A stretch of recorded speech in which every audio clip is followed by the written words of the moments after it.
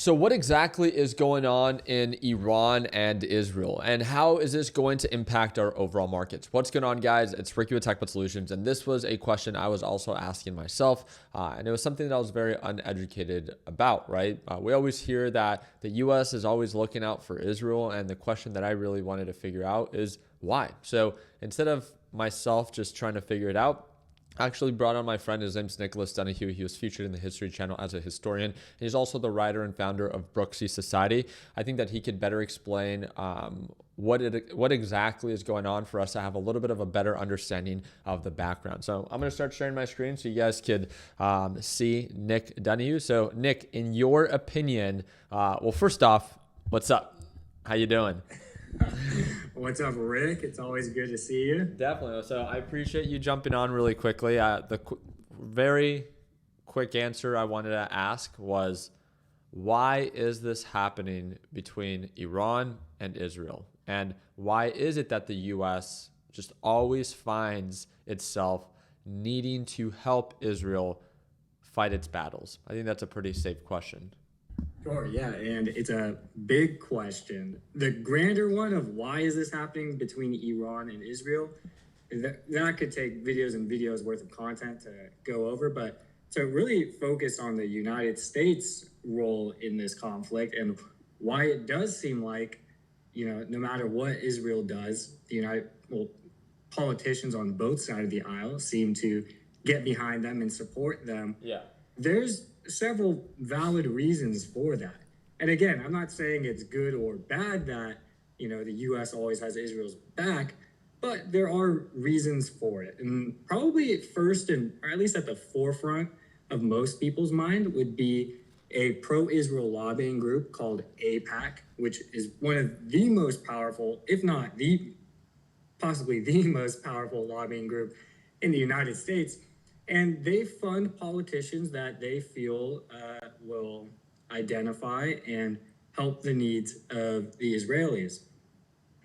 And you can't get away from it. Whether you're on the right or the left, you have supported a politician that has either been directly paid by AIPAC or the thing is I think I saw that they spent $53 million in the most recent elections. Yeah. When in the scheme of things, that's really not like a whole lot of money. Exactly. That's the thing that I always say is when I posted that of like, hey, why exactly is this happening? Why are we always supporting Israel? They're like, oh, they're being lobbied by this Israeli lobbyist group. I was like, and I looked it up as well, and I was like, okay, even for a few $100 million to buy America, I just don't believe it, right? Like that's Yeah. not. I mean, is the lobbying happening?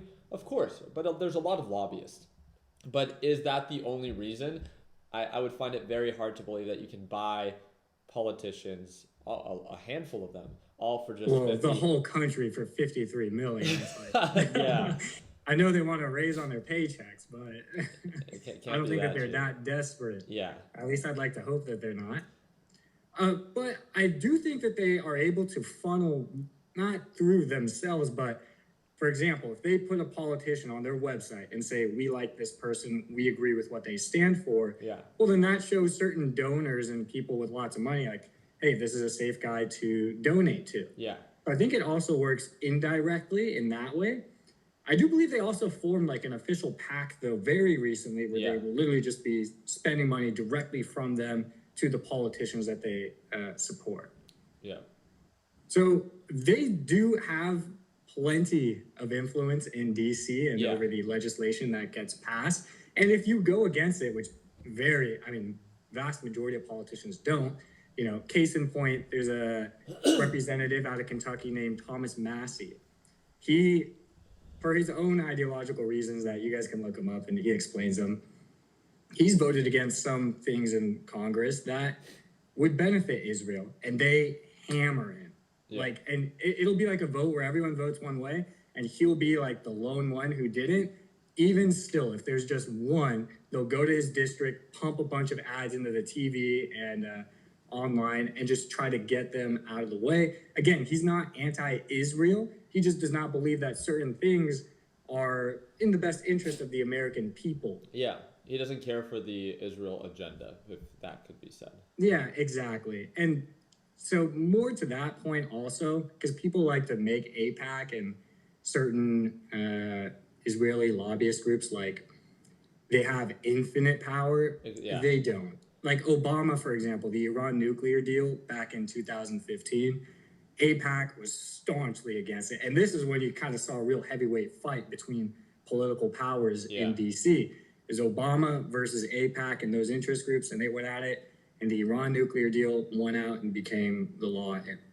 So Yeah, and I think that's important to note where like you can acknowledge its existence. Like there's a ton of lobbyist group out there, and they're publicly known, right? yeah, And it's good to be aware that they do have influence and they do have leverage. and it's their right too to 100%. Go out and try to get people to do what they want. Yeah, I mean it's what America is known for, right? But with that being said, is that the sole reason that the United States, and that's my question to you, is that truly the sole reason that we are always backing Israel up? I don't believe so. No, even today, you see news stories that seep out of the woodwork about Donald Trump and Netanyahu. There being tension between them. Yeah. And obviously, everyone wants to see this conflict. Even Netanyahu wants to see this conflict in Gaza end. But it seems like, Trump would like Netanyahu to make some concessions that he doesn't think are in the best interest of Israel. Yeah. So, Washington, there's lots of powers competing with each other. And sure, maybe sometimes it seems like one has more than the other. But the idea that there's like one group that controls everything, no. So my question to you would be, obviously acknowledging that there are, Israeli lobbyist group, right? As we talked about the AIPAC, and they do have their influence. What do you think is like the deeper reason behind the U.S. always supporting Israel? Sure. Conspiracy theories aside, a case is to be made that Israel, being situated where it is, settled by the Jewish people, them being there ensures that another Islamic caliphate will not form. So you're saying geographically having Israel there, and when you're talking about the West, you mean like us as in the United States, it is of benefit to have a strategic partner, geographically speaking, such as Israel, in the middle of these Middle Eastern countries that are known for their Islamic belief, right? Yes, you can see how leaders in the West feel comfortable having a partner like Israel in the Middle East, set amongst the nations there. You did mention, by the way, by West meaning United States. I would like to point out it was the British who set aside land for the Jewish people to resettle in Palestine to begin with. And I think that and I use the broader term West because I believe that the United States, after World War II and the decline of the British Empire, sort of had to inherit this role of protecting and supporting Israel. And I would like to note, so some of you might be asking, well, why would Israel want to be there, like literally missiles raining down on it in the last 24 hours and in constant conflict forever? So it is a two-way, it is a mutually beneficial, I think, kind of agreement's a strong word, but it works out both ways because the Jewish people now have a homeland, whereas before they were granted that land in what is currently Israel by the British, they were nomadic. They were scattered throughout the world. They didn't have a country or anything that they could go back to? No, exactly. And they were just at the whim of foreign governments and foreign people who, honestly speaking, discriminated heavily against them. In some cases, would just pull up to their villages and start slaughtering them based on their own anti-Semitic prejudice. And then obviously it all culminated in the Holocaust with Germany. And that's kind of the trade-off, is that Israel is there, and maybe particularly they put them there not long after the fall of the Ottoman Empire, so the last Islamic caliphate. Now we have Israel created. And I think that could be some kind of unspoken trade-off, is that they get that land, they get a home, they no longer have to be nomads at the peril of foreign governments and people. Now, on the flip side, though, what the U.S. and, let's say, the West gets is they get a reliable partner in that region to saying conducting activities on their behalf is kind of strong, but just someone that they feel like they can really lean on should they have to lean on Definitely. somebody there. Yeah, I mean, I hear it all the time with what's going on right now of like, hey, right now Israel's doing the dirty work that the US did not want to, right? No, it's Attacking. like taking out the Iran nuclear site. It's like, you Yeah. think that they did that without first clearing things with, with President Trump or our government? That's- No way, nothing. That's the No, that's the thing that like really bothered me about this whole situation is that originally, even after the attack, it was stated that the U.S. had no involvement. The Secretary of State, what is his name, Marco Rubio, something like that, stated that they had no involvement. He sent out a formal letter from the White House that they were not involved. They did not okay this. And then you have Trump the next morning saying, "Hey, we told you so. We gave you." Well, we know that they probably were involved too, because I saw news stories in the days leading up to that. They were telling Americans and their counterparts, hey, it's probably a good idea to get out of the region and evacuate it. Definitely. So they knew something was coming. Yeah. Otherwise, they wouldn't have told people that. Exactly. And I think that's the thing. It's like we just want consistency. And what I've read was that it was a strategic way to not give Iran too much of a notice for their, what do we want to call them? They're like leaders, the people that they were targeting, for them to like relocate, and then they have to restart this mission all over again. But it was after the attack that they still stated the same thing, and that's the part that bothered me of like, why do you have these two very powerful people such as the Secretary of State and the President of the United States contradicting one another after the attack already happened? There's just inconsistency there, and it's regardless if we agree or disagree. I think that if you are in the United States and you understand why we do not want Iran or a lot of those Middle Eastern countries to have, they've known to be more violent, knowing how small they are as a they fund terrorist groups. Iran in particular funds terrorist organizations. And I think people are just scared to say it. It's not that we agree or disagree with it. It's like, but knowing how small that country is and how much terror it they creates. chant death to America like openly. So yeah, and I agree that there is always this negative stigma of the U.S. always has to have and be involved in everything that's going on in the world.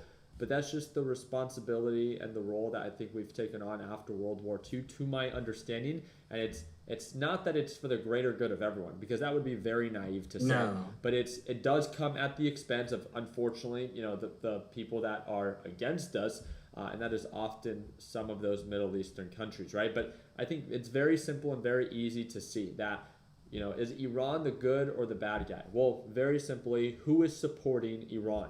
When you see that Russia, North Korea, and China, some of our most either controversial or not our closest allies, are supporting Iran, who Iran has been previously known to fund terror organizations against the U.S. And just like you said, they chant death to America.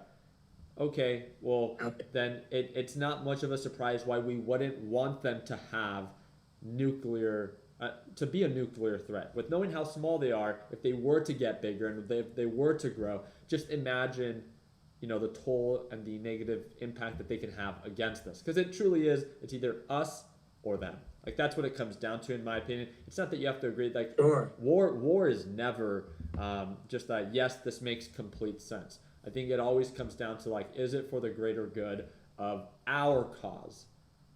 And back to the markets too. Like, a lot of the money that we send to Israel, it gets turned right back into our American defense companies and kind of makes its way back. Same with a lot of the Ukraine aid. But I found what you were saying earlier about the oil and how this conflict affects the companies there. Yeah, so I mean, Iran and a lot of these Middle Eastern countries are huge exporters of oil, and that's one thing that I think a lot of us should be paying attention to, especially if you pay attention to the market. I have it pulled up right here where there's huge now probability shifts that gas prices are going to begin to skyrocket, because if the cost of crude oil and oil begin to go up, then energy prices begin to follow. And based off of how the CPI data report is calculated, energy has always been a huge contributor to our inflation rate. Inflation rate right now is at 2.4%. And if things continue this way, and even the barrels, like the price per barrel, they've skyrocketed so much. I think the day after the attack, crude oil skyrocketed 12%. If that's the case, like there is no question that our inflation rate will begin to go up, and then of course markets naturally begin to go down as inflation rates begin to rise. And it's the whole cycle all over again. What is the Federal Reserve going to do? Are they going to begin to cut interest rates, or are they going to start raising interest rates to try to slow down the economy? So we'll see. But nonetheless, again, I appreciate you taking time out of your day to give us a little bit of a better understanding of what exactly is going on between Iran and Israel. And I hope that the people watching have a little bit of a better understanding, and maybe you can do a deeper dive on your YouTube channel. I know that's a channel that there's plenty of depth to this story. Yeah, for sure. definitely. So if you guys haven't done so already, feel free to check out Nick. It's going to be the first link in the description down below. He uploads a bunch of different videos that has to do with history, and if that is something that is up your alley, then again, make sure you guys show some support and subscribe to his channel. I appreciate you guys' time. I hope that earned a thumbs up. Please consider subscribing, and like always, let's make sure that we end the year on a green note. Take care, team.